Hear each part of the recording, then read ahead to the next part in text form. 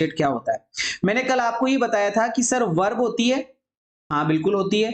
Verb के बाद में क्या आता है कि सर वर्ब के बाद में ऑब्जेक्ट आता है, लेकिन ऑब्जेक्ट दो प्रकार के होते हैं सर।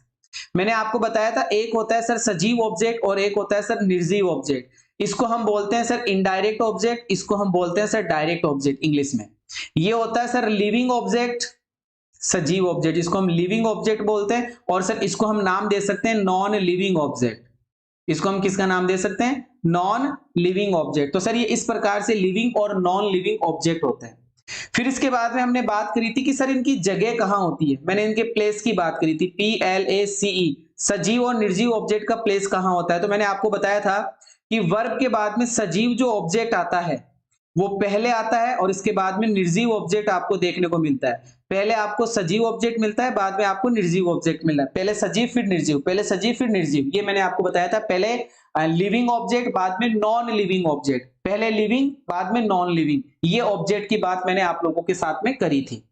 इसके बाद में सर इनका कर्म चेंज भी हो सकता है। इनका कर्म कैसे हो सकता है? इनका जो ऑर्डर होता है, पहले निर्जीव आ सकता है, बिल्कुल आ सकता है, निर्जीव ऑब्जेक्ट पहले आ सकता है, इसके बाद में सजीव ऑब्जेक्ट आपको देखने को मिल सकता है। पहले निर्जीव बाद में सजीव, पहले निर्जीव भी आ सकता है। लेकिन जब पहले निर्जीव आता है तो भैया बीच के अंदर आपको प्रेपोजिशन लगाना पड़ता है।